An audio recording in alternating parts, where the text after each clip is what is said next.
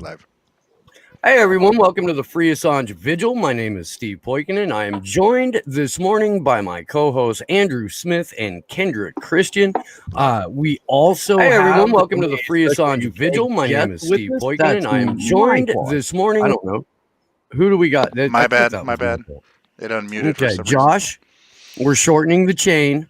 Me too. I think I messed that one up too. I'm sorry. We're going to have words, Kendra. We are.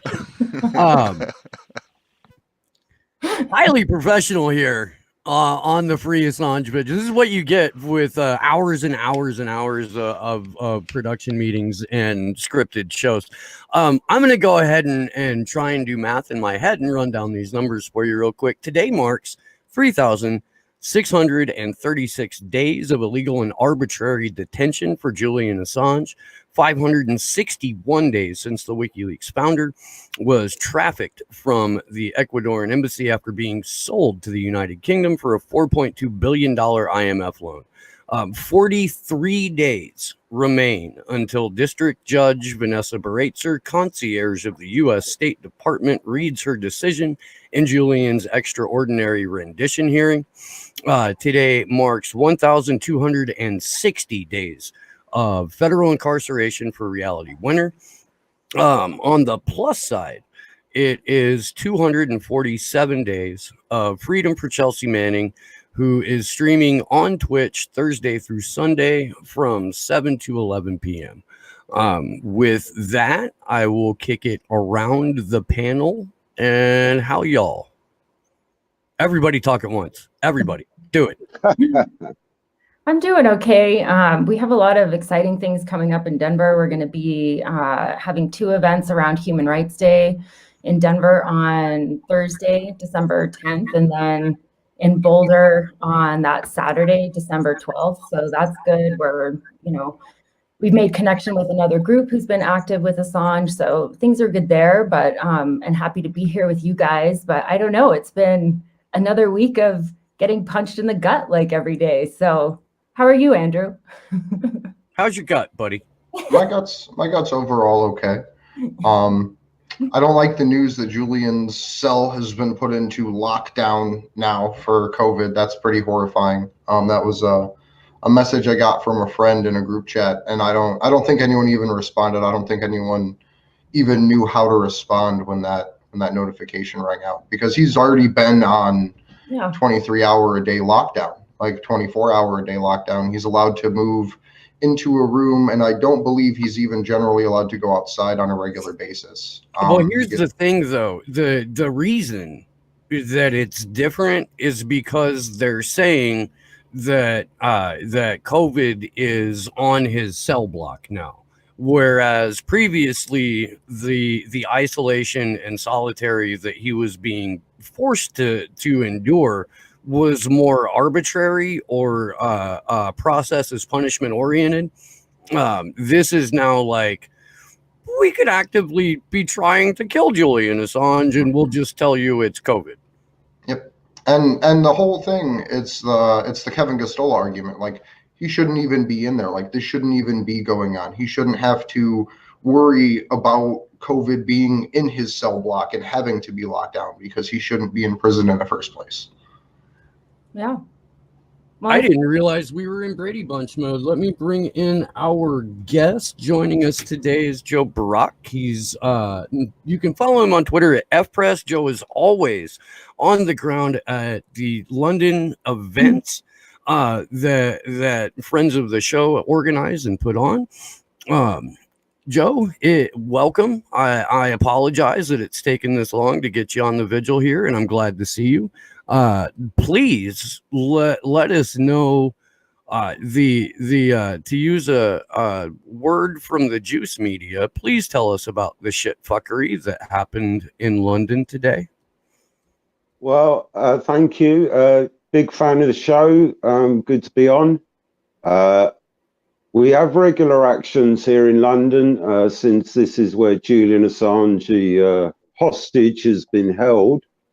This morning we were at HMP Belmarsh in Woolwich, in the other side of the river, and there was about 8 or 9 of us there.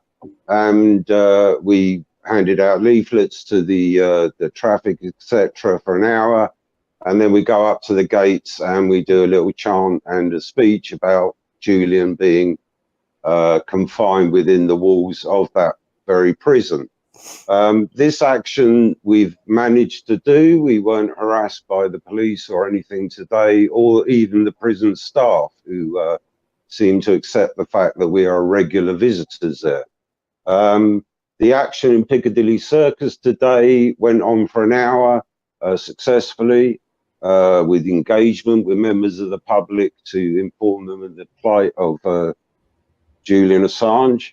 And after that, the police came down on it heavy, and there was at least 30 to 40 police, and they dispersed the protest. And we are concerned that some of the members may have been arrested. We haven't had an update, and certainly we are concerned for the safety and welfare of those who have come out and supported Julian Assange today.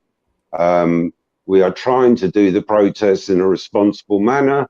We are risk assessed. We are cleared with the local authorities, but they are using the emergency powers of the Coronavirus Act in March to overrule all precedent, human rights, international law, the rights of Julian Assange, especially in terms of his access to his legal counsel and to a right to a family life, let alone the privacy that we all have a right to from our information and our communications to be secure, especially with a legal component being there for many years. And this is what we're not putting up with anymore, and why we're still on the streets. But unfortunately, it's the public that are raising this concern more than our mainstream corporate media types, who have abandoned Julian Assange for nearly 10 years now to the US demands for his extradition. So that's where we stand. I want to put this into a little bit of perspective. Joe, you said 30 to 40 cops showed up. Here is the picture on Facebook of the protest in front of the statue of Eros. Well, that's very early on. That's in the early stages. And the first hour, they were mostly like 3 to 4 cops per person. Oh yes, they vastly outnumber. That was the point I was trying to make. Is that I don't know if you've ever seen the movie The Usual Suspects. I don't know if we're allowed to watch or talk about that in a post Kevin Spacey revelation world. But in the movie The Usual Suspects, there's a scene where Kevin Pollak is underneath a car. And he slides out from underneath it, and there's about 30 or 40 cops there, and they've got guns drawn on him, and he looks at him and he says, "Are you sure you brought enough guys?"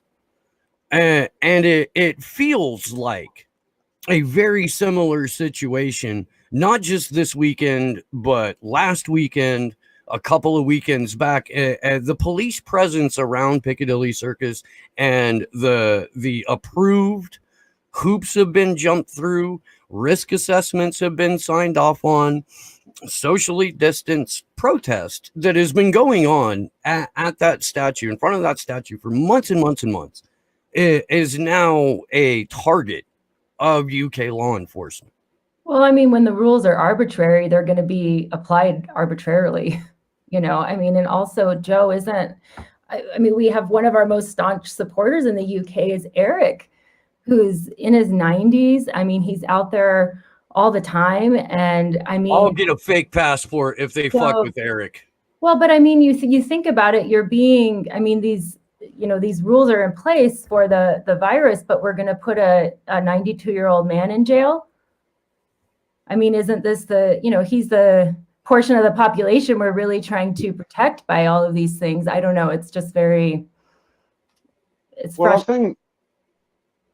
I think the problem they have is Eric is such a respected person and such a pillar of the community, a role model for us, that last 2 weeks ago, they refused to arrest him. He tried to get arrested because they arrested me.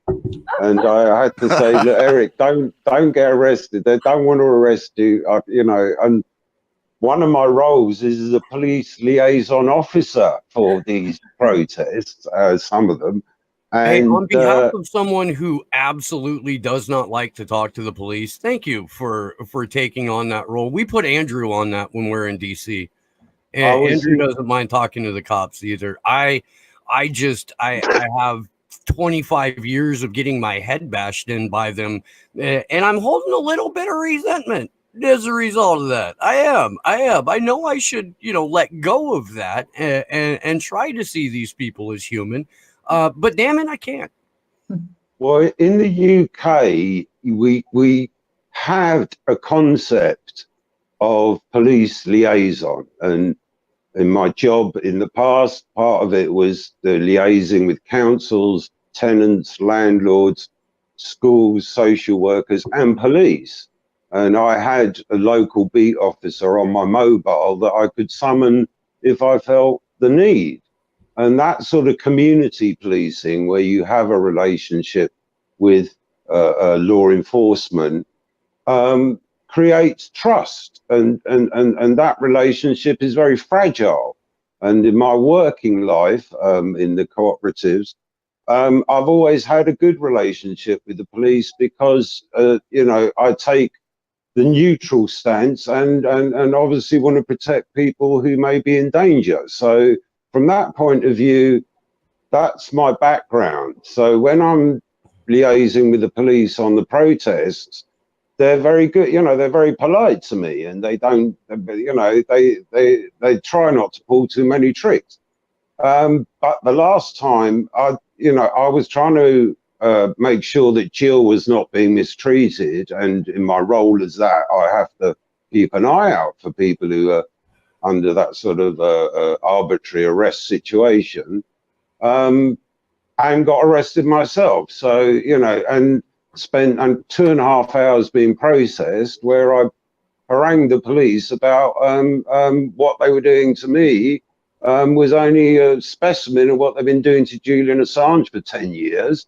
And if they were doing their jobs, they wouldn't be hauling off good citizens who are there for freedom of speech and the freedom of journalism, but to arrest those who are the perpetrators of this persecution and do their job and establish a relationship with the communities that they police as their defenders. And indeed, we pay their wages. The local authority pay the police. I'm sure they do in America as well. But here they are beholden unto the local council. And if the local council are doing their job, they would tell their police not to do what they're doing. And the councils, like I'm sure many, do not have the backbone to do that. I don't know, in American cities and states, maybe they do have the backbone to resist the invasion of arbitrary arrest and use of police and private security to enforce the law. I don't know. You tell me. Not even a little bit. When you try, you get things like Standing Rock, and you get things like Ferguson, and you get things like Occupy Oakland, and you get things like right now, where or a few months back at least, where the president will have people come out and tear gas a crowd so he can get a good photo op out of it. It's not if you live in a Five Eyes country, you live in a police state, the optics of it, I'm sure, look different everywhere, even region to region within that own country, but we're past the point most of the time to where the police are going to listen to the people that A, pay them, and B, live in the places that they're assigned to go work. We no longer have something like a neighborhood cop who's accountable to the community in which he lives when he goes home from work. There's 2 cops that live on my road. One works in San Jose, which is about 45 minutes away. One works in Milpitas, which is like an hour away. And they're not representatives of their community. They're hired enforcement that is brought into a community specifically because they don't have a relationship with the people that they are being paid to subject. And that may be different in the UK. You may have a neighborhood beat cop, but we don't have that anymore here. There is a remnant of that, but in these times, you know, in the emergency power times, as it were, where our government have assumed the power of an ancient monarch that can arbitrarily arrest and torture people without any accountability, and to continue down that road as they are doing, only confirms what WikiLeaks published 10 years ago with the Afghan and Iraq diaries, and more latterly with information regarding American Democratic Party processes, etc., that have led the persecution of Julian Assange on political grounds, not because he's necessarily a good or a bad journalist or he's published anything that's ever been refuted, but purely on the fact that they don't like the fact that a publisher can do what WikiLeaks does and embarrass them in their international stage, where you see the cables from the diplomats, what they rarely think of these people around the world, only brings shame upon them and the call for accountability. And why isn't the International Criminal Court having some jurisdiction in the US?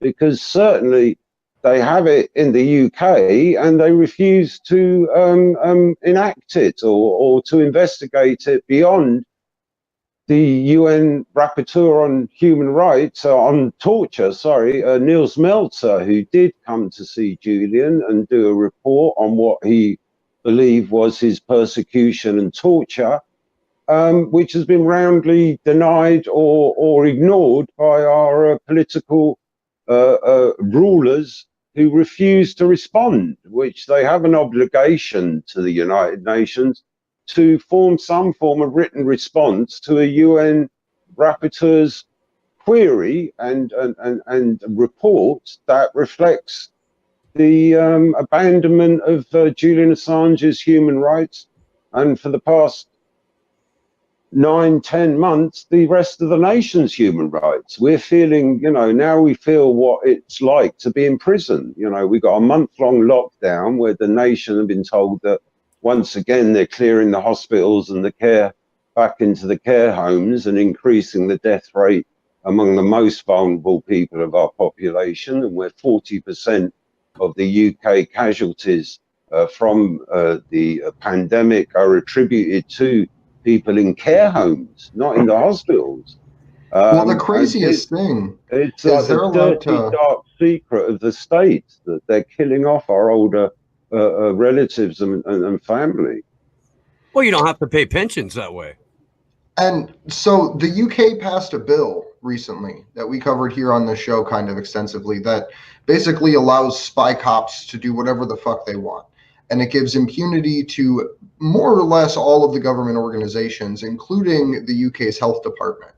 So if there's some argument, right, where it can come out in court that, oh, the health administration made decisions to kill people in the middle of coronavirus, they can use that new law as essentially a flag to be like, well, we were doing it for the economic benefit of the United Kingdom. Like, this population was going to get sick. They were going to cost us a bunch of money. So we did what we had to do. And that's something that I think is a horrifying reality in the UK right now. And on top of that, I believe you guys have mandatory quarantine camps as well, or government issued quarantine camps, if I remember that news story right. Well, we have immigration camps where they use the excuse of some form of quarantine prior to deporting these people. And they are, well, it's difficult to say exactly, but they have started. I mean, they are they are detaining people against their will on the excuse of a possible positive result from their tests.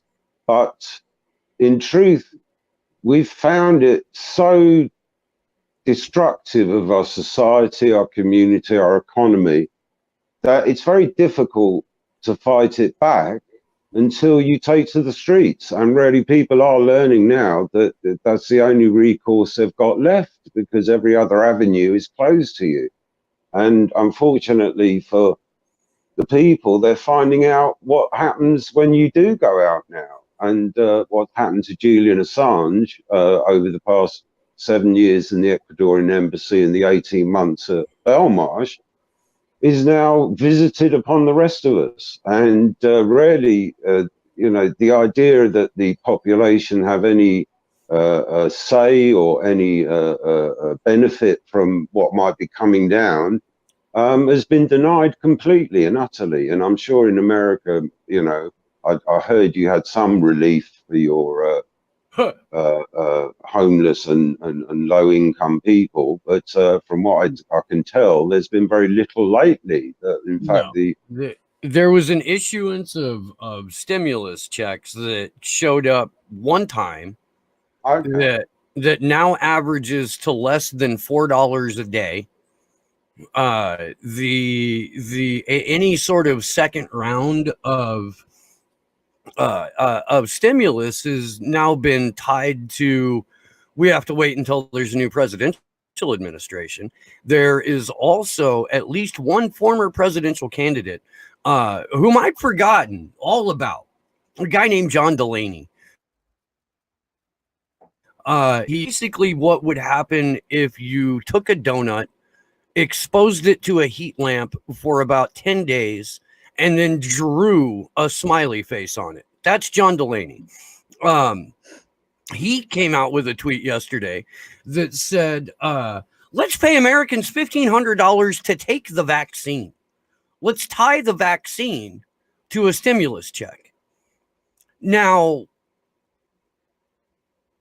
fuck you. I just want to make that perfectly clear. No. No, you're not going to extort the American populace by saying if you don't take an untested, unproven, brand new DNA manipulating vaccine, we're not going to give you any kind of money, even though we shut down the entire economy, even though we passed no provisions that guarantee stay of rent or mortgage payments. No, just this is the wrong show for me to say what I really want to say. Well, but I mean, like, no. Watch Slow News Day tomorrow. Do it anyway, because it's going to be freaking awesome, because we're going to have a JFK murderversary truth show with Jared Beck, Jason Burmis, and Craig Pasta Jardula. Holy crap, that's going to be amazing. You should be there for that. I think, though, to Joe's point, that's one of the main reasons that I started being active around this, and especially after Assange's arrest, is that it's clear, he would talk all the time about WikiLeaks is like, we're just trying to butt up against that iceberg to give us a chance there, and that's what they were. What they did is they exposed that we did not have free press, and that the media had not been functioning as a free press for decades. Otherwise, WikiLeaks wouldn't have made a splash like that. When Manning went to the New York Times or the Washington Post, they would have been like, heck yeah, we got a scoop here, but that's not what happened. And then now you see, just without the huge public support before the ink's even dry on the ruling, it's like the gas is on, and it's always been about, they're doing it to him so that they can do it to us. It's not a personal thing against, it probably is for some people a personal thing against Julian Assange, because they're not used to running up against people with integrity, but look at what one person can do. And I just, I do think, though, that we're seeing more movement around this. Would you agree with that, Joe? I know in Denver, we're growing more, and in the US, and I think so. And I agree that it's been the more they push, the more that people wake up. And, you know, a year ago or maybe a bit longer, as often as we get a positive reaction, we would get a negative one, and often sort of abuse shouted down the street. And 10 years of sort of vilification, lies, slander, libel against someone does take an effect. But when people start to question what they're told about the various versions of pandemic that have gone around the world, because every country slightly different or very different. Some countries didn't have lockdown, some countries didn't have COVID, some countries had a very good response, some countries had a health service that was more than capable of dealing with any issues that arose from such a thing. In the UK, we have failed miserably. We tried in March, it was a bit too late. We didn't close the international borders, we didn't test, we didn't trace, we didn't treat, and we didn't isolate those who were suffering. And as a result, I'm sure it's similar to the US and Brazil, it's run rampant, and really, we're not prepared to sacrifice our liberty anymore. It's gone on too long. They've mucked it up. Let the people decide what to do, because they got much better ideas than anyone who claims to be a leader or any type of political entity. Have failed miserably, and they're failures. They're dinosaurs. They're dead meat. We don't need people like that. We're looking to a better future where the kids have a green economy and we have millions of jobs brought back into the country to service such a thing, and to revitalize our economies, and indeed produce healthcare at the point of need, free of charge, for every single citizen, child, adult, whoever who needs it at the time, and have the good facilities to maintain a decent economy and society where the people decide what they're going to do, not these idiots who are, you know, apparently Boris Johnson is so sick and mentally frail that his girlfriend is now running the country. So that's the state we've got to here. Well, in America, the president is so sick and frail that the deep state has been running the country since Kennedy got shot. So, I mean, we're in a similar yet different situation, Joe. Yeah, similar. So I have a question for you out of the MCSC chat, Joe. Chat wanted to know when we're going to drop our next GoFundMe for our DC trip. We should be doing that today, Sarah. We should. All we need is for Andrew to hit publish on the thing. Oh, it's already published. It's already. Oh, okay. Then it's up. Then we'll make sure a link gets tossed into the chat here. Andrew, did you say there was a question? Yeah, we had a question come in the MCSC chat, and special shout out to Nico House and the MCSC network in general for their great coverage of like the election integrity shit and allowing us to get on there. But this is from Harold White. He says, I have a question, but none of y'all can answer. How do we keep Julian from dying? How do we get more eyes on this, etc.? So Joe, I guess I'll reframe that a little bit. Like, how do we make a difference as individuals in this? Like, what's a way for a person to make a legitimate impact right now? I think you have to start online, because we're very restricted in terms of personal freedom of movement, etc. And everyone has a network. Everyone's got friends or family that they communicate regularly on a social media network. People have some people have political connections with representatives, or they can even write to a local representative. It doesn't matter who, but the pressure does help. And in terms of being actually active within whatever limits you are, in some societies and some countries, if you go out and protest, they'll put a rubber bullet in your head, or worse. In the UK, it's so far it's fining and arresting is what they're using. But in parts of the country here, we've had the military come in doing door-to-door free COVID testing services. and also private contractors going door to door with free COVID testing services. And these sort of things change the way the society operates and views its authorities and its contractors, as it were.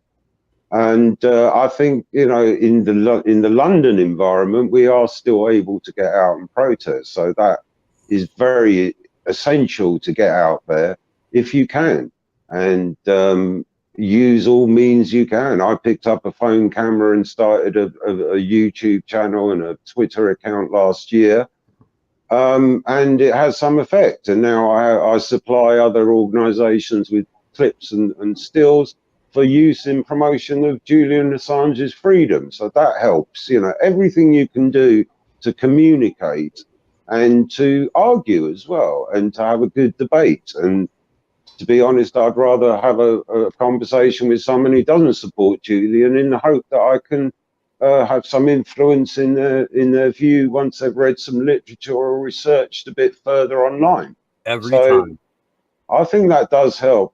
As to actually stopping him being killed by the British state in the sort of COVID-stricken prison there in Woolwich, it's very difficult. It's almost an impossible thing, because the power to release him is currently held by the Westminster Magistrates Extradition Court. So he is at the mercy of a lowly magistrate. They call her a judge, but rarely her experience is such that she is no great arbiter of people's liberty when it comes to political issues. So Julian Assange has a very difficult upward hill battle for January the 4th judgment.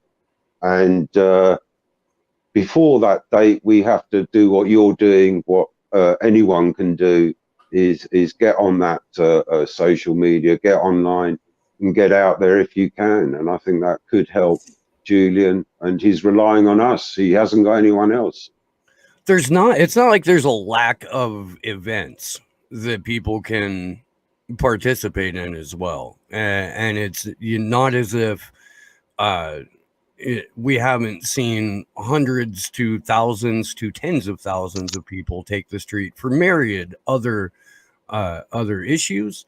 It can happen. It just takes a little bit of will and a little bit of organization. I'll actually be out in Denver in December for the Human Rights Day events, and I even I fucked with my return ticket so I can stay the extra day and make the thing in Boulder on Saturday. Nice. And the way that my flight works out, I'm gonna have to find a place to shoot Slow News Day on Sunday, because it looks like Reverend Annie and Ray McGovern are gonna be on together for that. Nice. So yeah, that's gonna be fun. Yo, do you have any idea how like 8-year-old fucking stoked I'm? Like, shit, that's Christmas, you know? And, oh wow. So Joe, we had someone ask in chat about different ways that they can support you. Do you have any like donation things or anything set up? Do you have any legal fees that you're facing from your arrest that happened the other day? At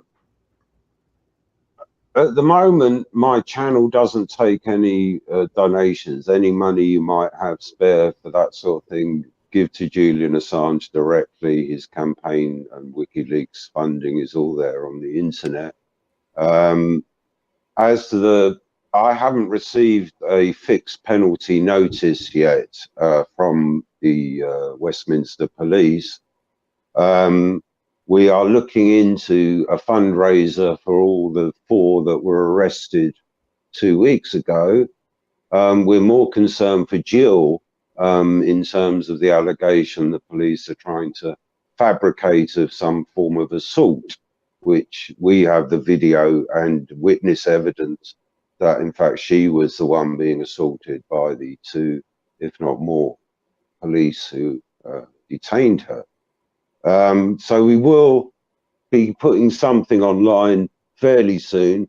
We don't actually know what the liability is, and we also don't know what the extent of further incarcerations or finings will result and we are looking for a human rights firm who could do a pro bono on it, maybe, would be a great idea, in terms of the establishment of our human rights. So that would be great, but at the moment, we haven't had a firm offer from any legal team to do it pro bono, for the, you know, for good reason, because it's an expensive process. So that may attract some fundraising, but at the moment, immediately, we like to keep a focus on Julian's needs, and the urgent demand to get him out of prison before they kill him. And that is the issue, I think, that is foremost in our minds.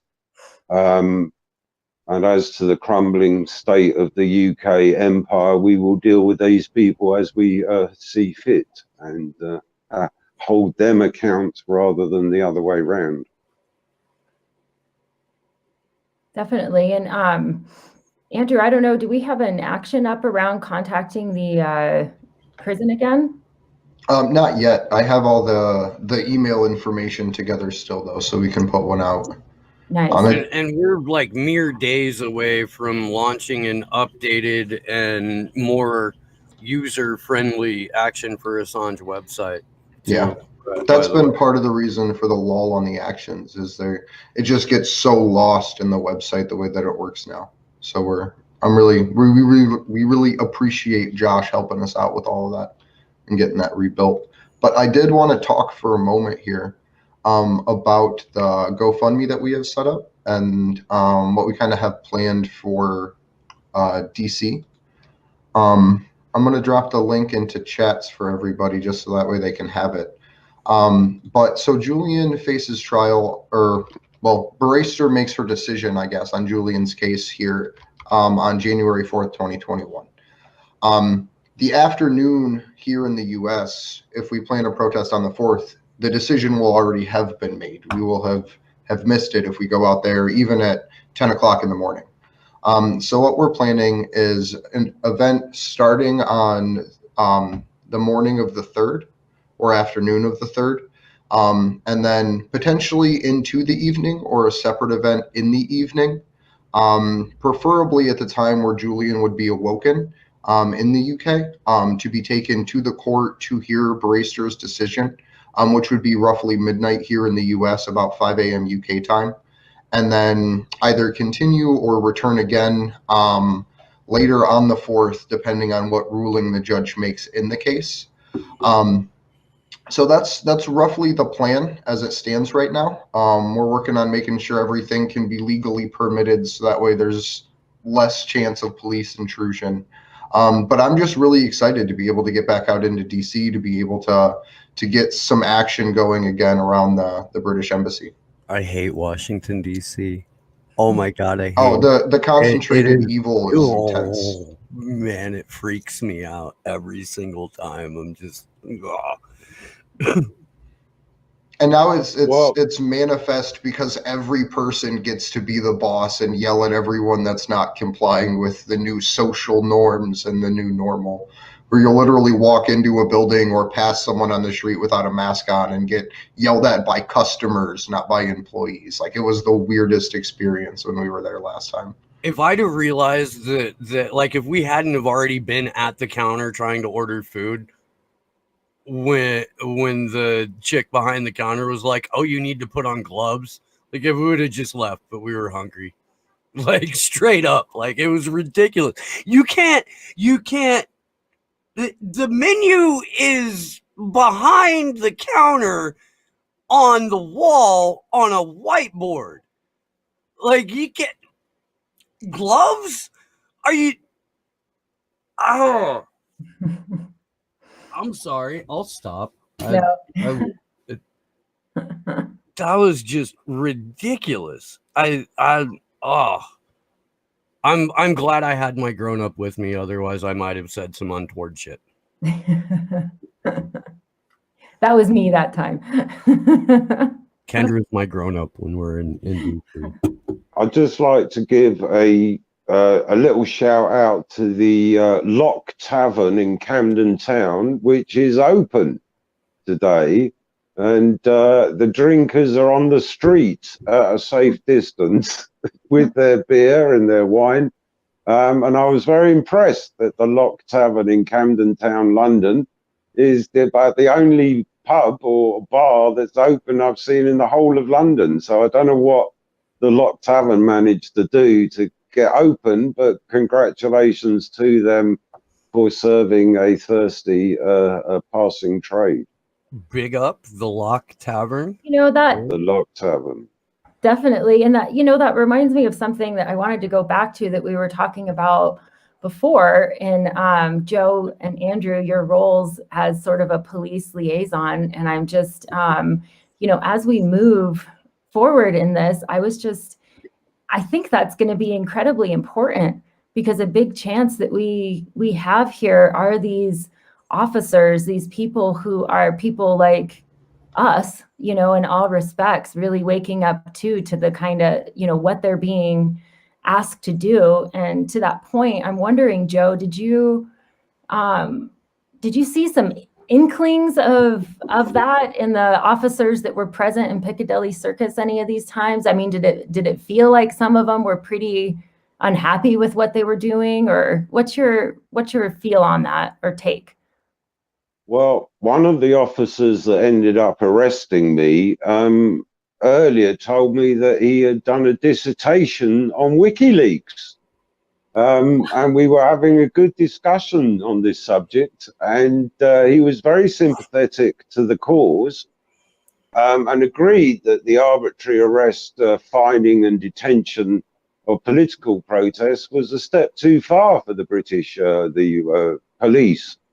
But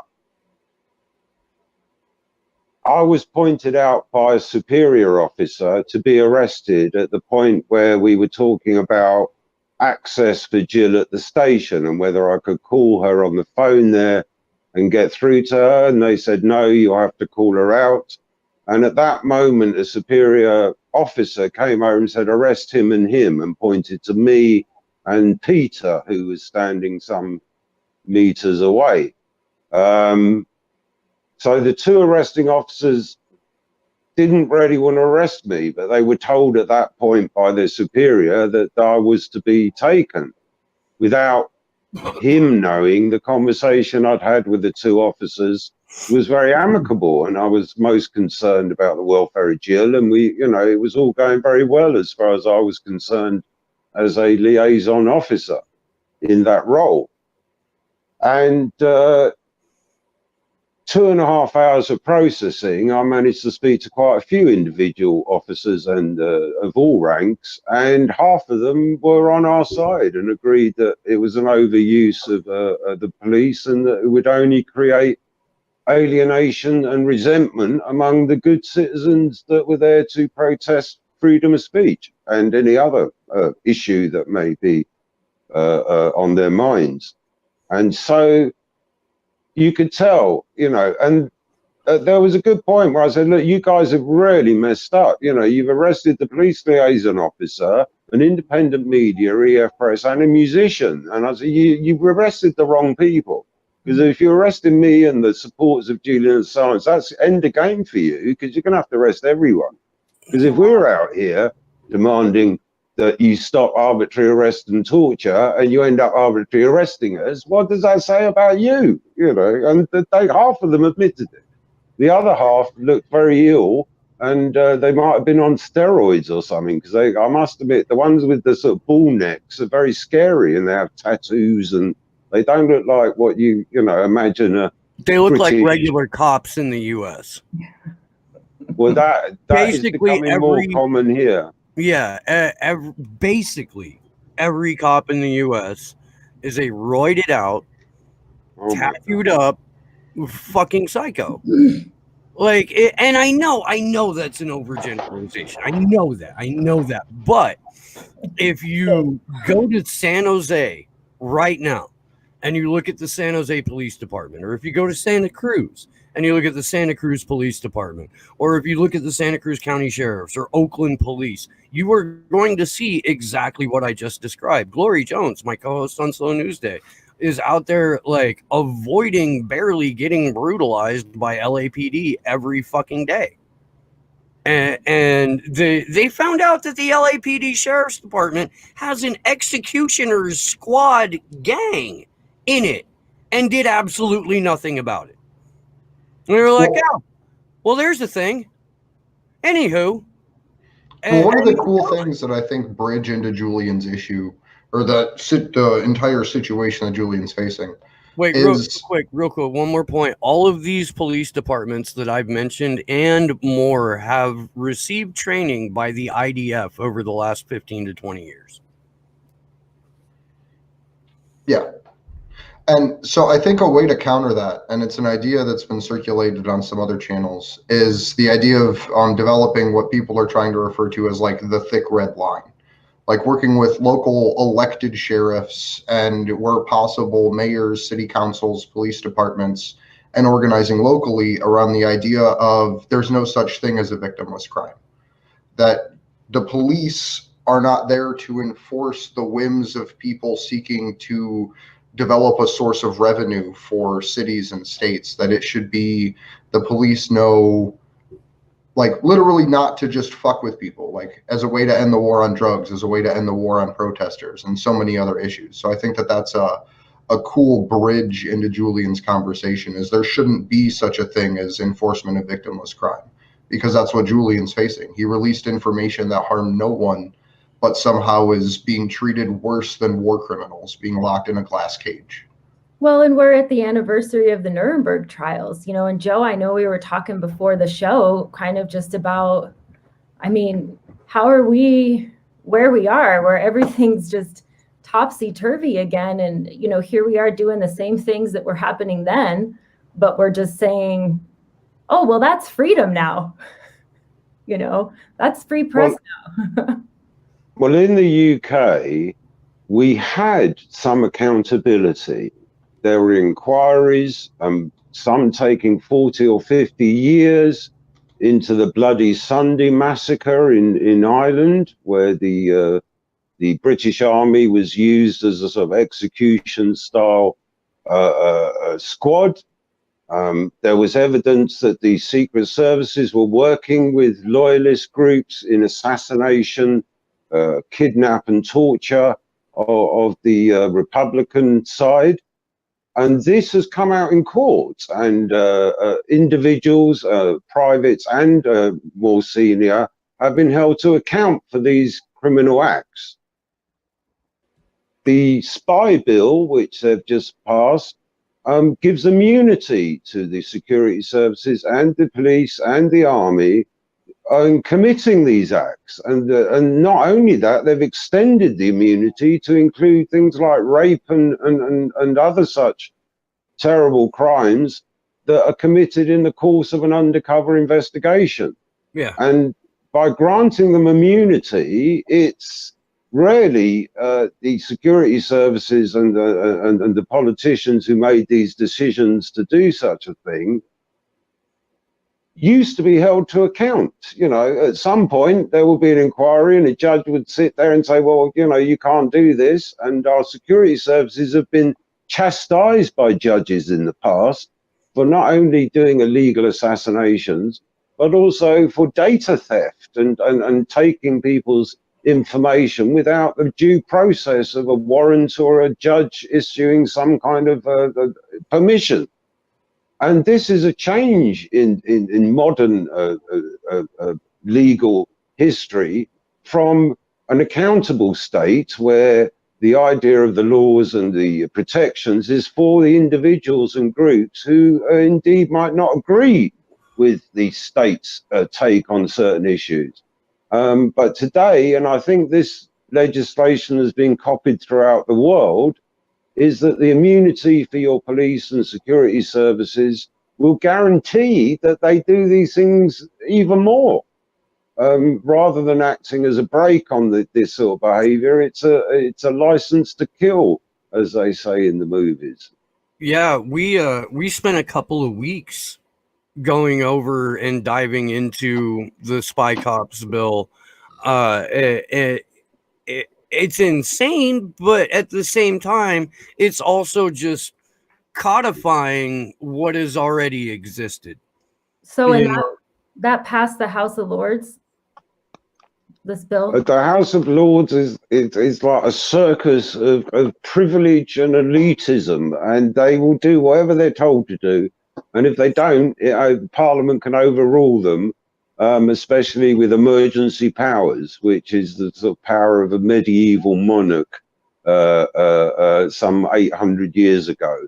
In fact, I call Boris Johnson King John because he is very similar to that monarch, whose reign was short but brutal. And animated in a Walt Disney cartoon. Oh, I remember, yeah, with the animals. That was wonderful. Yeah. King John, that's Boris. Yeah. I don't know why I brought that up, but at any rate, I would like, because Allie and Jill weren't on this program. They were on my other show last week to talk about this. I would like you, if you could, Joe, please, to just sort of set the stage again for your arrest for the kind of police presence that the UK has now determined is a fit and appropriate response to a small group of people gathered in the name of free press and in the name of, bringing the truth to light. Because it really seems like not just the United Kingdom, but Australia, New Zealand, and to a point, the US has criminalized public gatherings and protest. And I want to underscore that point. It was a strange one because we arrived early from Belmarsh, and normally we don't get there till 4 or after 4 o'clock, but for some reason we were ahead of schedule slightly. And Alison asked the 2 local coppers who were already there, we were going to do a little march around and a static protest by the Eros. And they said, yeah, that's all right, go on. They were fine. And they were the local Westminster police, 2 of them. So Alison unfurled the banner. We had a few placards. We started a little chant.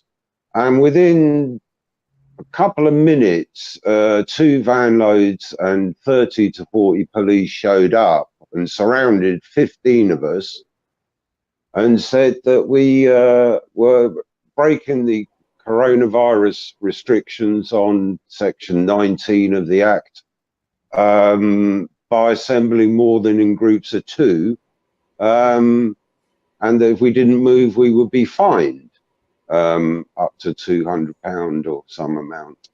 And they were on our case. I mean, there was, 5 or 6 officers surrounded practically everyone. So, I mean, if you multiply that by the 15, you can get an idea that it felt like that.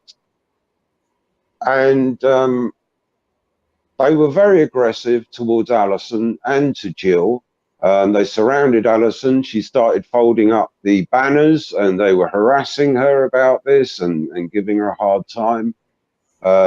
Jill was surrounded by police. They grabbed her arms, trying to get her handcuffs on both arms. She was being brutalized and said, stop, you're hurting me. What are you doing? Why are you arresting me? They didn't say what it was that they were doing. And now one she's of them been charged with assault. Well, they claim the police officer, the gentleman, trod on her toe about 3 or 4 times, which we have on video, and then claimed that she was assaulting him.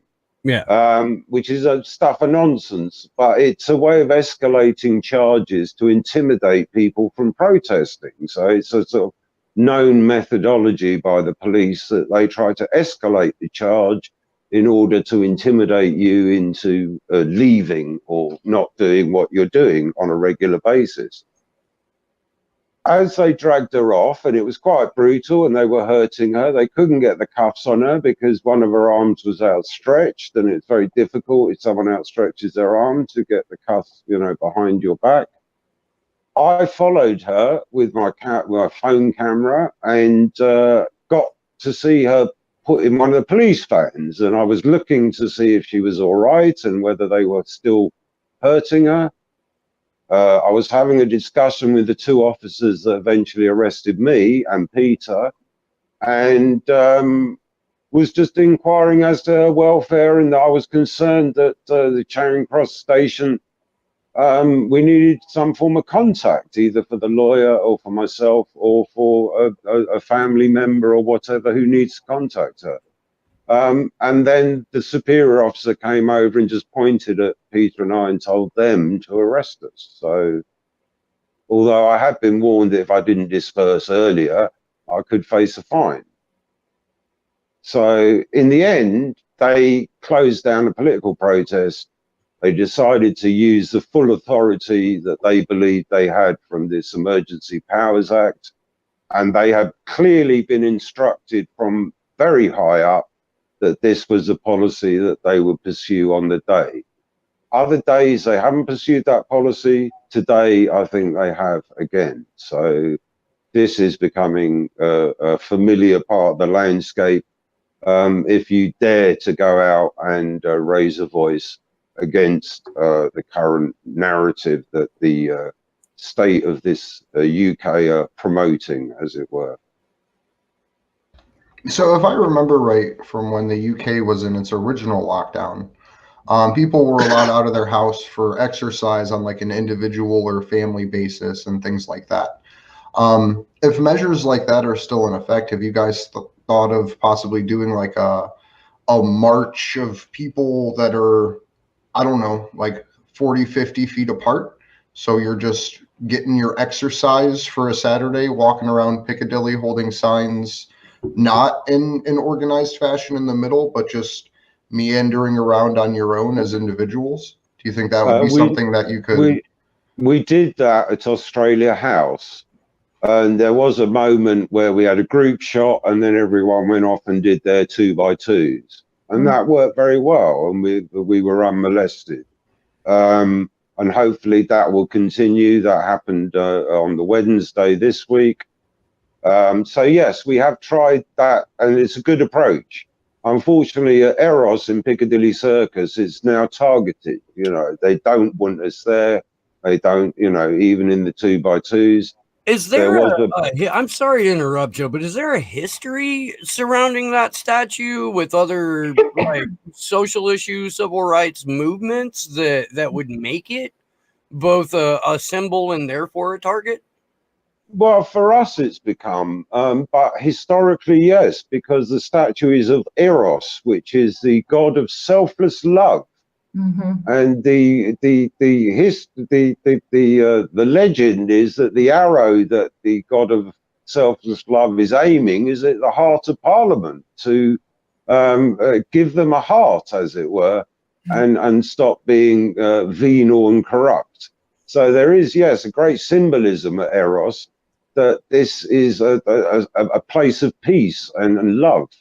And we found it very appropriate where we started the candles for Assange in Trafalgar Square, which became very difficult over time, that we thought it would be good. And I can't remember, I think Aria was the one who suggested that we go to Piccadilly Circus because, you know, not only of Eros, but it's very near Parliament. I mean, you know, you can march or walk down to Parliament within 5 minutes from that place, so you're very close.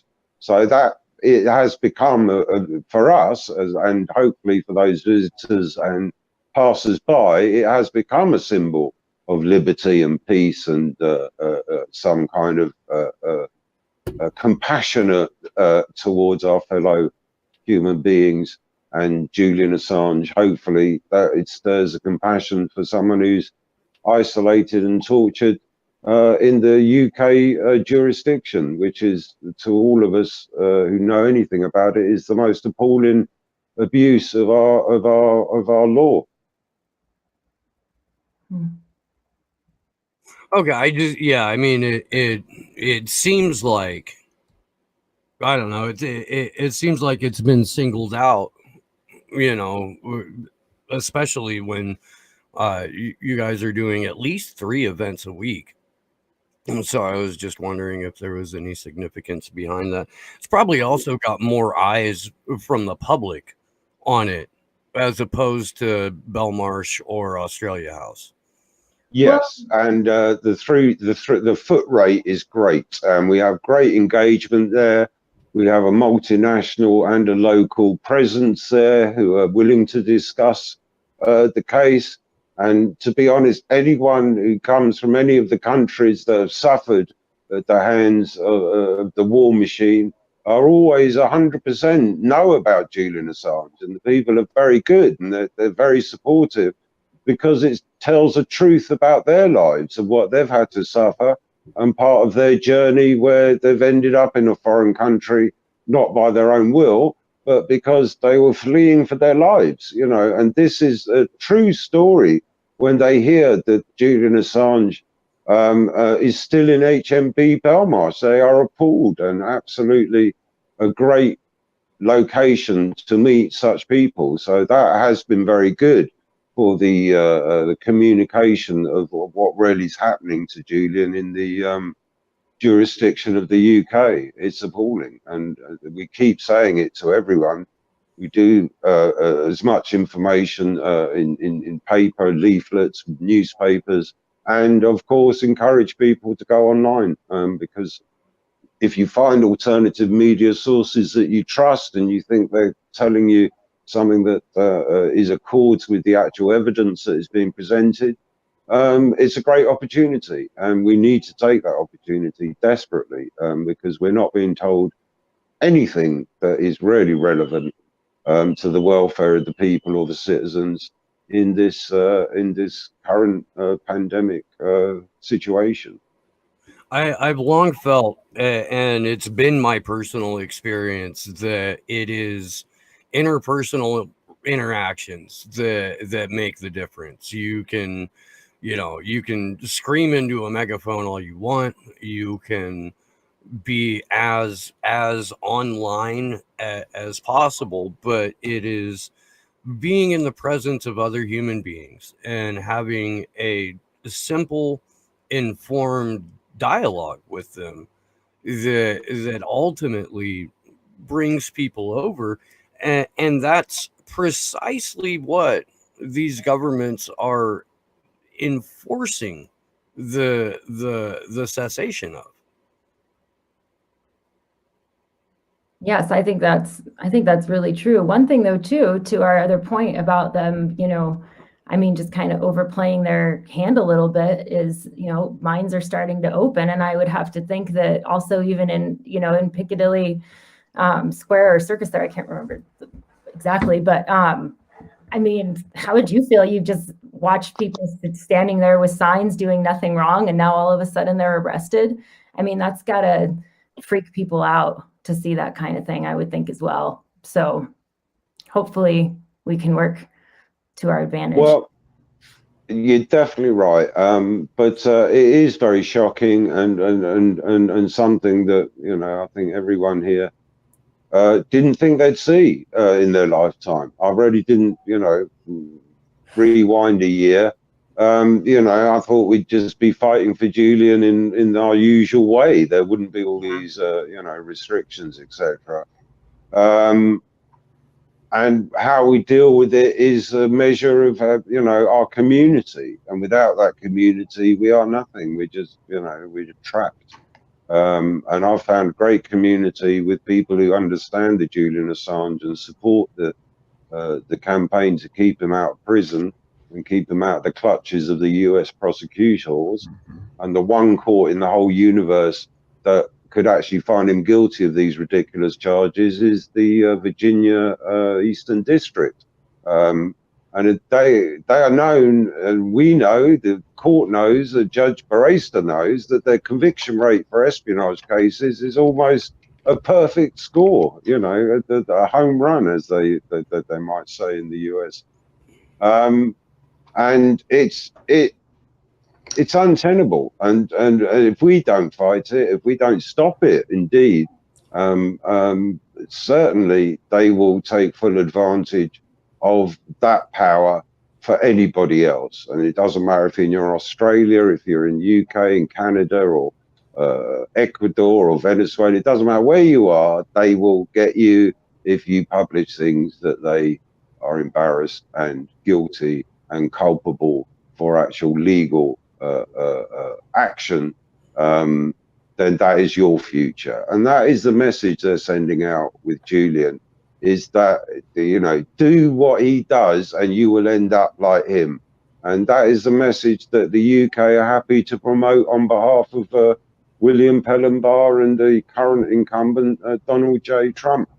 Well, and according to the prosecution, it's not even publishing classified material, it's receiving it or looking at it, going to a website where classified material has been exposed. I'm not sure who's jumping in here. There's no sound and no camera. I do have a link out to a couple of people who may or may not have been in hoping to get an update from that. You do bring up a point, Joe, that I've noticed, and it's being kind of echoed here in the chat. Regular, ordinary people who have lived lives of quiet privilege are now being exposed to what the police have been doing traditionally to Black, brown, and poor people ever. Like it for always, and you're being harassed for being in groups of more than 2 people. You are seeing an extraordinary response to gathering in public. We now have the same or similar lockdown measures that Julian Assange has been experiencing for 560 days. It's up to us to help people draw these connections, you know, to understand that Julian's fate is our fate, our individual fate, our collective fate. Well, I really wish I knew who was popping into the Jitsi here. Right? Doesn't that? It just makes it so exciting. It does. It's a surprise, but I'm over it now. So I did have 2 questions from the MCSC chat that I wanted to kick over to you to answer, Steve. I know the answers. I just wanted to throw them to you. The first one is, what is Julian's exact legal status? And the other one is, when was Julian diagnosed with a lung condition? His exact legal status is remand prisoner, political prisoner. He's been held without charges and without bail for over a year now. So he can only be classified as a political prisoner, which again just proves the political and vengeful nature of the case against him. He developed the lung condition 10 or 12 years ago, to the best of my recollection. In fact, it was one of the things that led the UN Working Group on Arbitrary Detention to classify his stay in the embassy as arbitrary detention, because he couldn't even leave to go see a doctor. Joe, if you have anything to add to that, please jump in. Well, yes, and also the fact that Sakia Rodney Starmer, KCB-QC DPP MP, the leader of what was once the Labour Party, was DPP at the time, who made it quite clear that Julian would enjoy no diplomatic protection. For the people that are only familiar with the acronym DP or DPP from American pornography, can you let people know what that means? Sorry, that's he was the director of public prosecutions under Gordon Brown and David Cameron. All right. He served both administrations, and he is responsible very much for the fact that Julian couldn't get his medical attention or couldn't be diplomatically moved to a safer country was because of him and his connections with the American and the national security agencies became apparent at that time because he was doing the bidding of his US counterparts and cooperating with the Obama administration when they were looking to hunt down journalists, although the legal advice I think they received was that they had the New York Times issue that they would be equally liable should they prosecute Julian. I think was the case under the Obama legal team. Is that correct?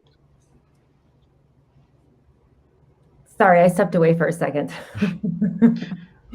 No. That is correct though. That they decided not to prosecute under Obama's legal teams, and it was simply because you can't prosecute a journalist. It literally never happened before in the history of the United States that a journalistic institution has been gone after this intensely and for this long for literally just publishing information. Well, and one thing too that I think gets overlooked, or I know was overlooked by me until we were going through the witness statement, and I'm sorry I can't remember exactly who it was. Was it Shankman maybe? But Trump already in 4 years prosecuted more people under the Espionage Act than Obama had in 8 years, and before Obama, he'd prosecuted more people in 8 years than the entire history of the US. So, I mean, we have seen it continue through. And then, but I do know, Joe, at least with Assange defense here in the US, that's one of the big things that we're all trying to focus on is, with Biden, we need to pressure him to go back to the Obama policy and pressure him that way. And then with Trump to pardon. So 2 veins there with those people. We'll see. How is Trump getting on with his? Does he have a fixed agenda that he's working to in the next 2 months, or is he just shooting wildly out, trying anything? Well, Donald Trump's agenda has never really been his agenda. He's another in a series of what I call caretaker presidents. So Donald Trump is going to do ultimately what he's told. So I would like to welcome whomever is in our chat now. That's me. It's Ali May 101234. What? Hey. Where are you at, Ali? What are you projecting onto a building? I can kind of see it, but we got our Assange stuff on the building there. It's the National Portrait Gallery at Trafalgar Square. Oh, excellent. Yeah. So, Ali, we need an update got heaps on of skateboarders and kids skating around like renegades. It's awesome. We need an update on who got arrested today and what went down. Right. So we went to our normal place at Piccadilly Square, the Aero Sculpture, to do our protest. Everything was good in the hood for about an hour, 10 minutes. And then all of a sudden, a group of about 20 cops came. So we all ran and scattered. And then as we did, another 20 came. There was like 40 cops there. It was like really heavy. And no one got arrested. So that was good because, a few people that got questioned were smart enough to say, look, yeah, I'm just here by myself and, you got no right to arrest me or do anything. So, they were pretty smart. I have my new glasses on. I had some techie specs on. I haven't got them. They're in my backpack. But, I had my facial recognition glasses on, so they didn't recognize me. But we've just been running from cops all night. And now we're down here doing projections. Awesome. I just have to say I am so proud of you guys for what you've done down there and then what you continue to do, because it's really it's fucking inspirational to see you going out there in the middle of like everything that's fucking going on and still taking a stand. So I personally want to say thank you so much for still getting out there and doing that. I also thoroughly enjoy the light projections. I think that oh yeah, I gotta get me a pair of those glasses, Allie. I do. Yeah, I do. They also make glasses that have a little infrared LED. Okay, yeah. Okay. Yeah, your face will glow like crazy in infrared like that. That's awesome. That's I had these ones, but I think there was an undercover cop there at the start who I photographed. I can't give it to you on the screen because I'm using someone else's phone. for sure. I better stop giving you an epileptic fit. Yeah, and I think that was where we got rumbled. But yeah, it was all good. We got away with it today. Man, I think one of my favorite things about our last DC trip was the light projections. We actually got to we got to put up collateral murder on the Department of Justice building. Oh, brilliant! Really Brilliant. cool. Yeah, we got collateral murder on this one as well. We just choose different ones for different times. You know, we're just educating kids here with skateboarders. With short clips and quotations. Yeah. That's a great idea. That's really great. There's like hundreds of skateboarding kids. They just go, skateboard around town together, and they just don't care. That was me when I was 12. Better get out there, Kendra. There's it's about 50-50 girls as well, which is awesome. And on Halloween night, there were hundreds of them just riding around in packs, and it's like the resistance, and this is why the Behavioral Manipulation Institute, whatever the Nudge Institute is called, they've said that they have to target young people because young people are the group that don't seem to believe any of the COVID lies. So these kids are great. It's not just that. We were talking to Corey Morningstar a couple of weeks ago, and she was telling us in terms of the predator class, they have given up on or abandoned anyone over the age of 25 because it's not their market. Their market is to manipulate, control, and occupy the space of the minds of children, not even children. And that's one of the things that we constantly try to tie into the struggle to liberate Julian Assange. Is that we're WikiLeaks fully functional and operating with Julian Assange at the helm of it right now. I guarantee you, we would have more concrete information about COVID 1984, about Operation Warp Speed, about all of these things, and how vital it is that we come together no matter what issue it is that you support. It centers around your ability to freely communicate that issue.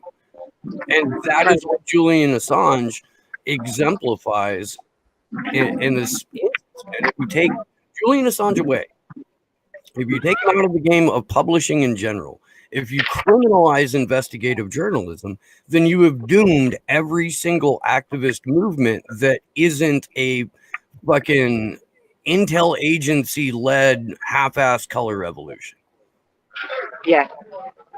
Well, and I think I've got to say, sorry. Go ahead, Ellie. No, go. No, I was going to say, Eric offered himself up again tonight.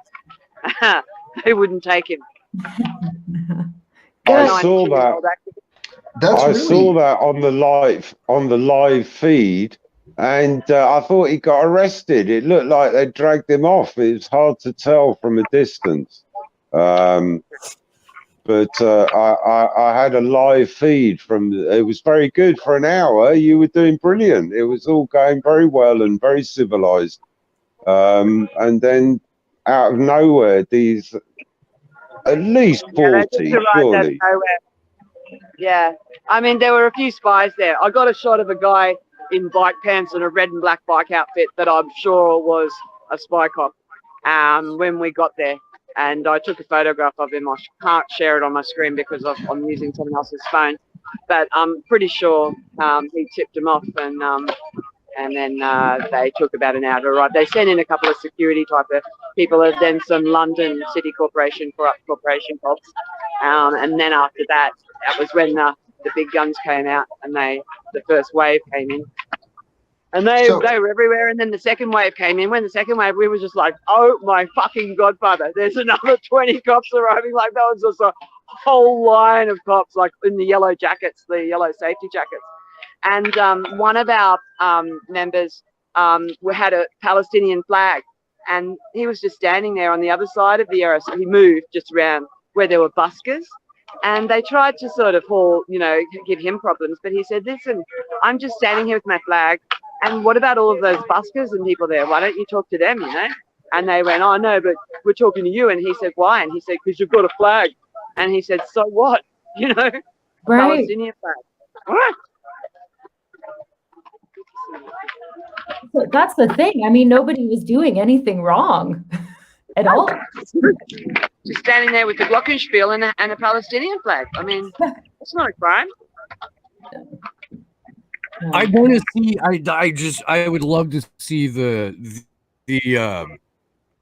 charge slip before standing while glockenspieling. There's probably parts of the UK where it's illegal to glockenspiel in public. And it was funny because it's hashtag glockenspiel man, because he's actually been on the news before with his glockenspiel, and so he has got his own hashtag. That's awesome. Man, we are taking all the wrong stuff to protest with us. One of the things that I think is particularly useful when trying to thwart the efforts of spy cops. In a lot of countries, it's illegal to reveal them and like pull them out into the public, so to speak. But keeping like a personal log of people that you think are undercover police officers, and just having a little notebook, like get the picture with them, come up with some kind of group code identification. So if someone thinks someone's a spy cop, there's some visible way of not saying, hey, this is a spy cop, but of making some indication or motion in that effort. But keeping a literal picture book of people that you think are spy cops with the dates that you interacted with them, like physical picture log, I think goes a really long way, because it lets you flip back through and say, well, I think these two people are the same. And then it eventually either runs them out of spy cops because you have pictures of the majority of them and you can identify them easily, or it makes them spend more money to bring new people in. Yeah, I'm going to do that, Andrew. That's a really great idea, because I had a vague recollection I've seen this guy around before, and that's why I immediately thought, your bike outfit looks so like, new and sort of classy looking, and you just seem to be casually like, glancing our way when only two of us were there. He was still interested in this before we'd even set up. So I'm dead set sure that he was probably a spy cop, and I'll do that. I'll start cataloging and have thumbnails of spy cops. Thanks, Andrew. I'll do that. Oh, absolutely. I think that's always a good little catalog to keep. Yeah. Well, and now that the spy cops can do whatever the fuck they want, whenever they want, consequence free, it's more important than ever to have an ongoing log of who they are, so that you guys, you can, if you know that person is there as an undercover officer, the last thing they want to do is be exposed. And if there's a dozen of you going, this guy's a fucking rat, if nothing else, it makes them uncomfortable to the point to where they leave, and then they have to send in a brand new rat, which you can then log and spread around the community, saying, "Hey, look at the new rat." So it's not like, I guess it's a game of spy cop whack-a-mole. Yeah. But at least you're the one holding the hammer. Yeah. I imagine this guy wouldn't want to look like a hippie, so if he's gonna run out of disguises, he's gonna have to go to hippie soon. So yeah, that's gonna be funny. I'm just picturing Pineapple Express, where what the fuck was his name? I think it was Sean. Is doing the fucking legal work where he has to disguise himself to serve people prosecution papers. and like his trunk is just full of different costumes that he puts on. That's kind of how I picture the state of UK police right now. He's like, am I going to go as the churro guy? Am I going to go as the jogger? Or am I going to go as the 1970s hippie? Like, which wig am I wearing? I can't be the sign holder because I'm arresting people for signs. So what should I be? They'll start doing the tranny one soon because you know, and that's what we thought we could actually do, like a LGBTQI kind of rainbow protest sort of thing, like just dress in all the rainbow colors and have like lots of paper rainbows everywhere around, but actually be doing Assange, and we'll see if they will come and arrest us then, because you can get away with anything if you put that tagline on it, you know. I mean, that might be politically incorrect for me to say, but yeah, you would be able to get away with it probably, because we had one protest at Australia House where there was even a cop with the rainbow mask on. The little one in the middle had the rainbow mask, and yeah, I reckon we could get away with it if we were rainbow.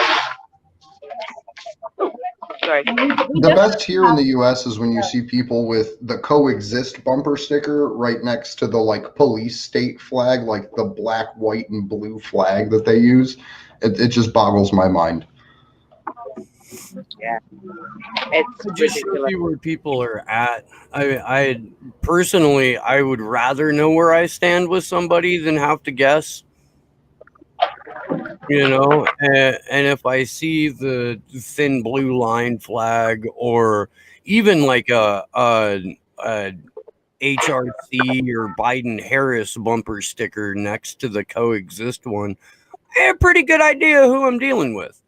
You know, and then you can respond accordingly, which is generally to go in the opposite direction, because these are crazy people.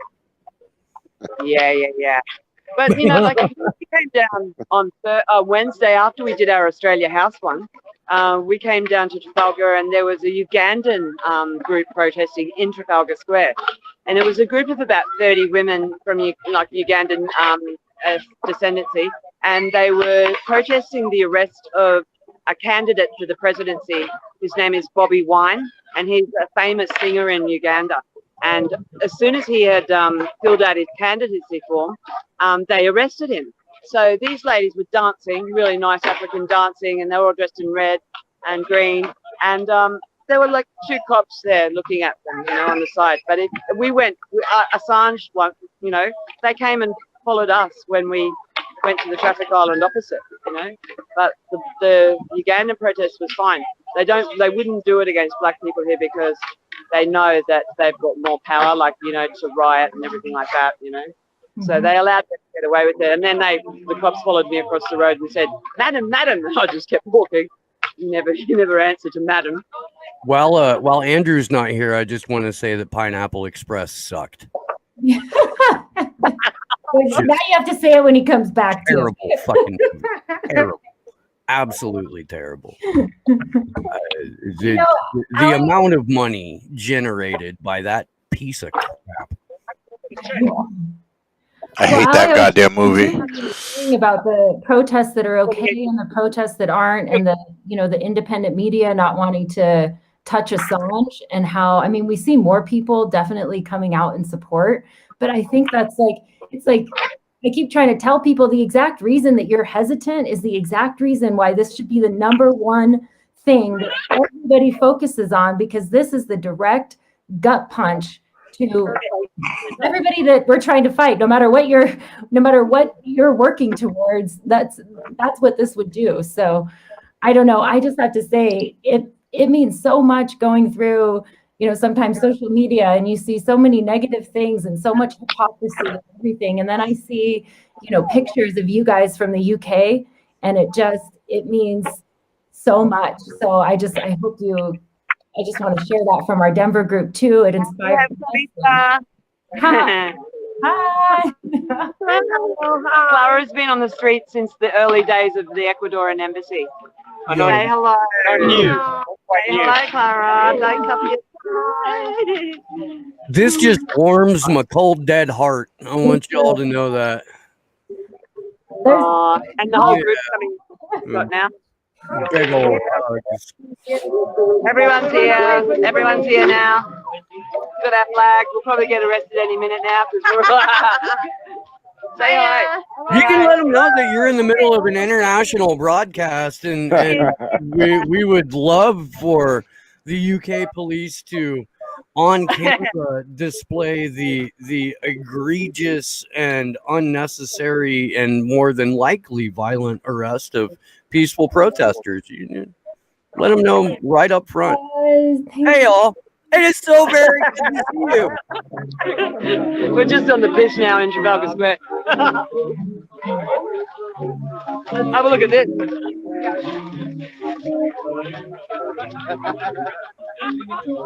I'm glad to see that there's so many people out there, because it's probably what, like 7 or 8 o'clock at night there right now. Yeah, it's 7:33. That's awesome that there's still people out and about and doing stuff. I mean, I'm fucking glad to see it. You guys are incredible. Let's get Eric on. Where's Eric? Eric, say hi to Eric. Eric. Hi, Dad. Hi, Dad. Just talk to the screen, Eric. Oh, what's up, bless you, mate?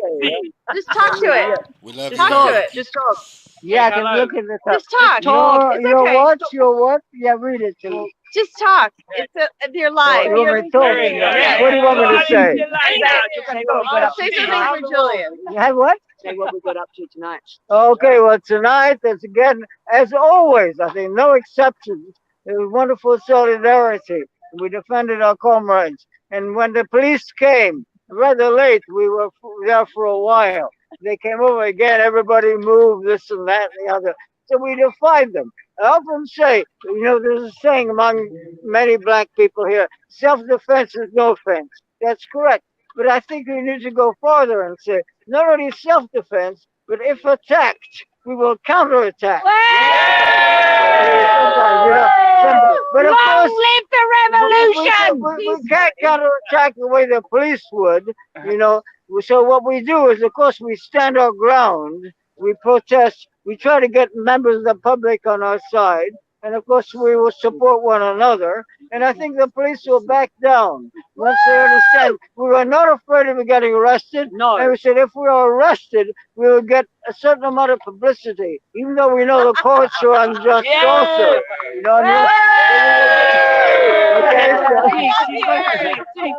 Okay. We're on the one there's so much we can say, But also we said we wouldn't want us to make us martyrs. Because remember the last time, this wonderful Harrison, who's having me speak now, and our friend Jill, they were arrested at first, and I wanted to join them. And people said to me, don't join them. And I think they were wrong. Of course, they are thinking of me and protecting me. I said, but my life is your life. We're together. They won't dare arrest me. Because if I'm older than you, then it will look as if they arrested a person who was older. This will look bad. Even from the bourgeois point of view, it will look bad.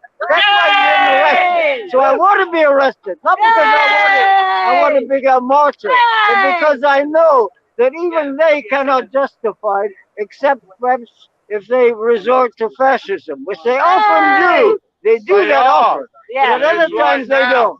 So I think you have to take advantage of what we have. Okay? So carry on the struggle. Dare to struggle, dare to win. There's a comrade over here. 2 comrades are from Peru. I think they're not here now. Oh yeah, from Peru. When we went to Piccadilly Square, I said, go one step farther than we usually go to turn right, and you will see a plaque of Ho Chi Minh of Vietnam.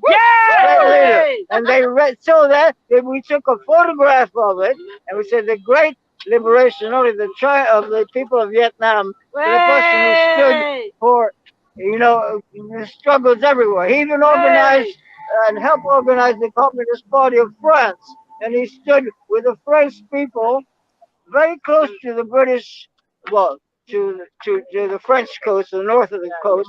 So he was the person who showed again the solidarity he had with the French people. Unfortunately, the French repaid him if you can call it that, by colonizing his country, which they've done it before. But anyway, I think the French were beaten in Vietnam anyway, and it was the Americans who were beaten there when they left. So you see the power of revolutionaries. We will win this struggle, and we will free Julian Assange. We've got to do that. We will win Assange. Free Julian Assange.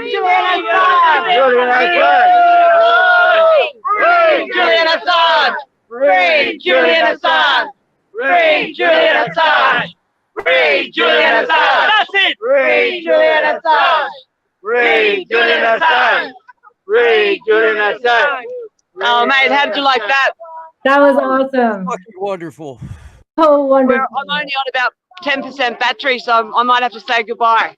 All right. Well, thank you so much, Allie. I really do appreciate it. I'm glad you guys are safe. I'm glad nobody got roughed up or arrested. Yeah. And that was a beautiful moment right there. Thank you for making that possible. Eric, good day. Yeah. Give Eric. Thanks, Eric a guys. hug Love for to us. see you again. Thanks, Steve. Thanks, Andrew. Thank you. Thank you so much. Bye-bye. Bye. Over and out. See you, Alison. Man, that's great. Show us your fucking spiels. I'm gonna hang out. So real quick, just to be the dumb American, what the hell's a glockenspiel before I Google it?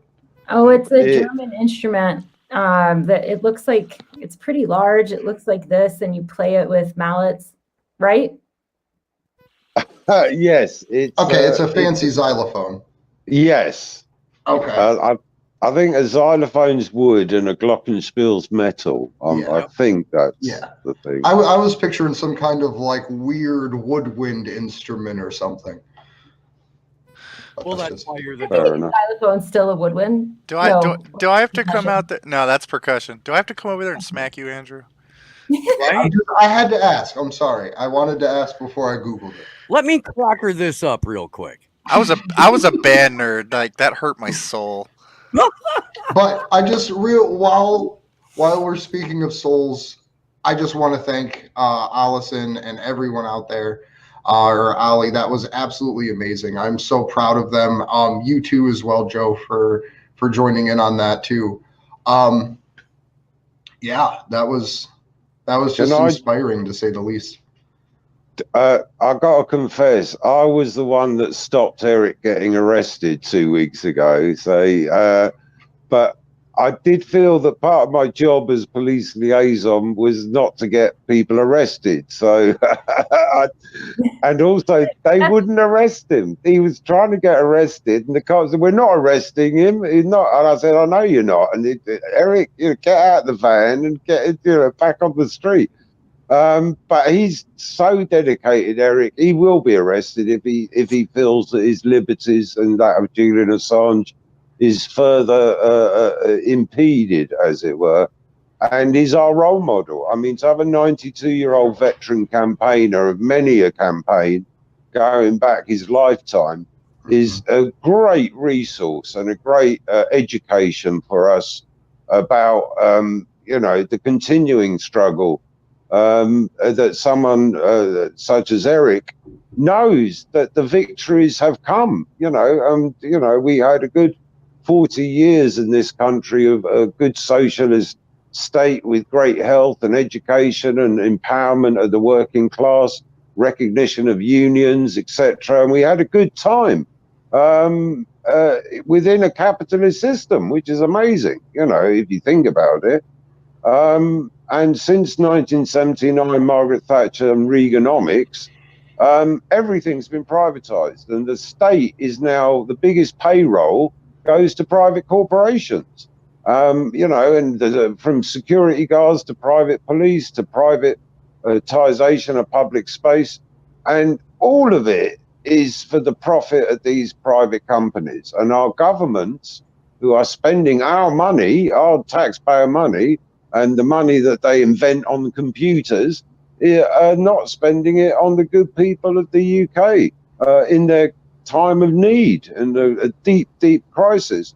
And indeed, I mean, if Julian Assange's legacy is anything in the UK, it's what the hell did they do with our money? And he shows a clear evidence trail of where the money's gone. And these endless wars that we are involved with NATO and the US are draining our ability to survive. And it really is, we are living in the most desperate times, not just of the 21st century, but including the 20th century. Because let's be honest, the death rate is getting to sort of biblical proportions in terms of the effect of a plague, you know.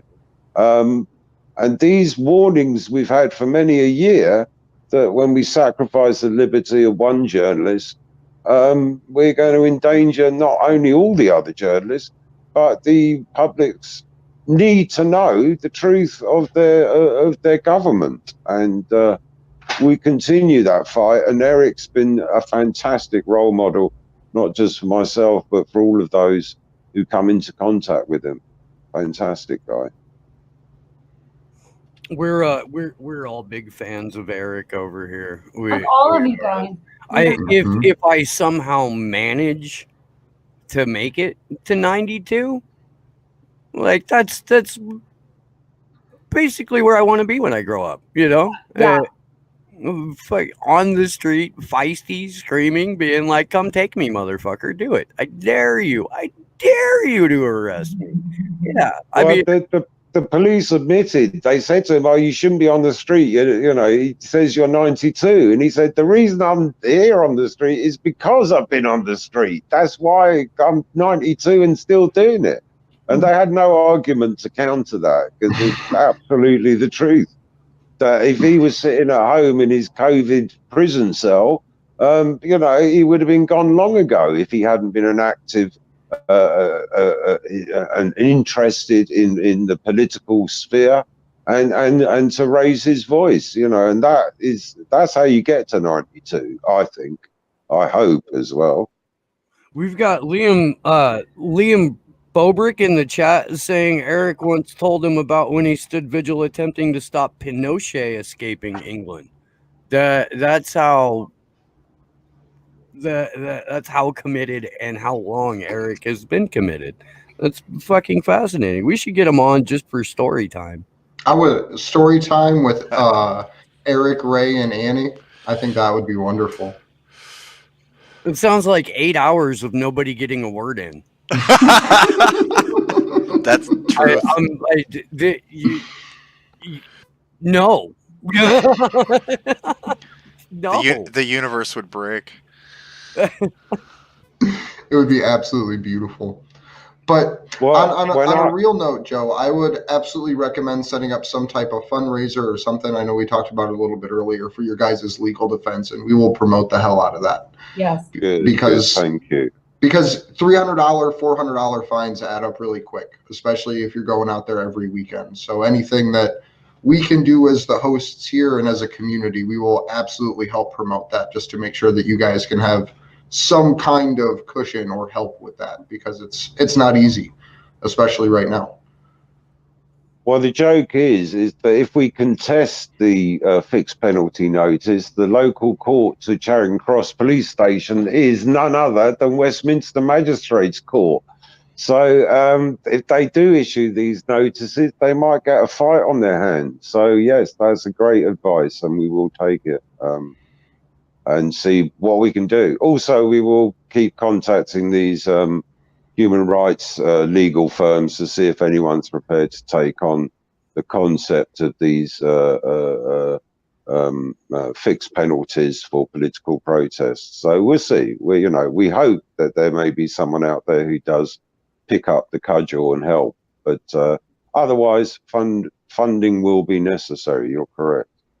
Mm-hmm. Well, should we start to wind it down? I think so. We can top our our guest and then the visit from a live protest, which then a message from Eric. I mean, that's pretty. It's been a rough week, and that was pretty awesome. I'm going to clip out Eric. I'm going to concur on all points there. It's been a rough fucking week. Well, Joe, thank you so much for being with us today. Will you please let people know where they can find you, where they can find your work, and give us some final thoughts, please? I'm EF Press on YouTube and at EF Press on the tweets. I do a WhatsApp news association, which if people contact me, they can get added to that.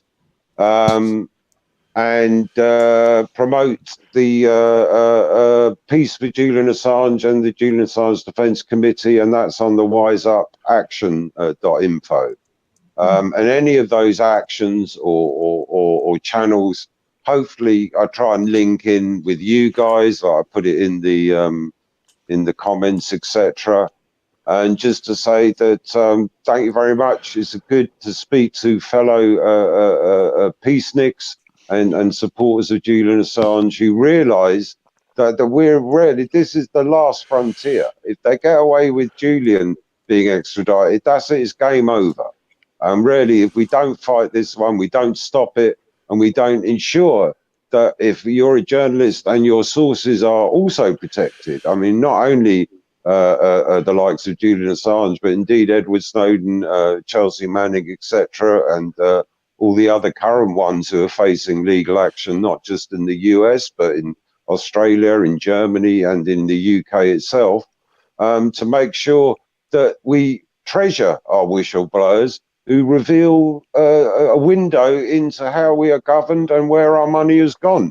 And I want a refund, and I want Julian free. So thanks a lot, guys and girls. Thanks so much, Joe. Thank you so much for joining us today. It's been really special and just a complete privilege to meet you. So I'm Kendra Christian, and you can follow our Denver Free Assange group at DNV Free JA on Twitter. My Twitter is edebs13. I just want to say thank you to Steve and Andrew. Always great to see you guys. Thank you, Josh and Kimber. And hi to everybody in the chat. We have the best chat ever, and all the best. I'd like to thank everybody for watching. Had a super great time. I think this was probably one of my favorite vigils that we've done in a while. I put the links to the GoFundMe into the live chats for everyone.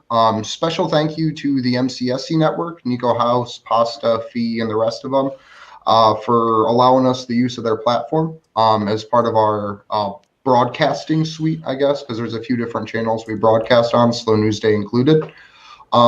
Yeah, you can find me on Twitter at Andrew Zigman. You can find us on Twitter at action_4Assange. We have tons of call to actions up on our website right now, but we will be re-releasing our website. And special thank you to Josh for getting that put together. He's worked really hard for a really long time for us on that. So yeah, we will see you on Tuesday. And I believe, correct me if I'm wrong, but later today we will be releasing the first half of the witness discussion for Clyde Stafford Smith. And we'll pick up the rest of that discussion on Tuesday, I believe. That is accurate, Andrew. Yes. We will, in fact, in just a few short hours, be releasing the first part of our discussion on the witness statement of Clive Stafford Smith. That is... I'm never going to sound like that again, I promise. I loved it. I'm excited about it. Like, I think that that's one of the better witness statements because of just the volume and context of the information that's in it. It almost line by line goes through multiple different U.S. torture programs and methods and war crimes. So it's literally like the meat and potatoes of 2010. It's actually, in reality, a very lengthy, wordy, overly verbose statement that we have spent painstaking amounts of time to scrub down into what Andrew just described. Yes. Yeah. Along with Josh's wonderful editing skills. That's how that really worked out. My name is Steve Poikinen, and I host a show called Slow News Day, which you should be watching on the Rockfin, because that is where the majority of our content will be when YouTube kicks me off of their platform. We will be live tomorrow at 10 o'clock in the morning Pacific, 1 p.m. Eastern, with the JFK Murderversary Truth Stream. I will be joined by my magnificent co-host, Glory Jones, and Jared Beck, DNC fraud lawsuit attorney, author, and all-around wonderful human being. Jason Burmis, friend of the show, documentary filmmaker, and one hell of a guy in his own right. And Craig Pasta Jardula from the Convo Couch. It is going to be incredible because we're kind of coming to a head here leading up to this show with Jared just publicly disclosing that over in the last several months he's been doing incredibly thorough research into JFK's murder. He says that he's got some revelations that he would like to share with us tomorrow. Burmis has been looking at this for nearly 2 decades, and Pasta has old man late night Italian social club card room confessionals that he is going to be I'm basically going to have to drag him out of them, but Pasta says that the mobbed up old timers that he used to play poker with at 2:00 in the morning had some stories. So wow, that's going to be awesome. Later on that day, Eric Jackman from Jackman Radio will be joining us on our Rockfin only stream. We're going to continue the JFK discussion there. And we've got lots of really, really incredible shows lined up. I'm actually booked through January now. I don't even want to tell you who I've got lined up. I'm going to keep that shit under my hat for a little bit, even though I've already told you what one of the shows is going to be. I'll test your memory. I will. And mine, apparently, because that's how this works. Let me reiterate Kendra's point. We really do have the best looking chat in independent media. You guys are awesome. We love you. Big thanks to Sleepy Josh on the 1s and 2s and for the promotional graphics. And to my co-hosts, you guys are wonderful. Thanks again to Joe Brock. And we will see you. Hopefully I see you all tomorrow, but if not, we'll see you Tuesday when we will be joined by Garland Nixon. The scheduling mix-up that we had has been solved. Garland will be back on the Vigil on Tuesday, and so will David McBride. So that will be a phenomenal show. You want to make sure you're there for that. And until then, good luck to us all.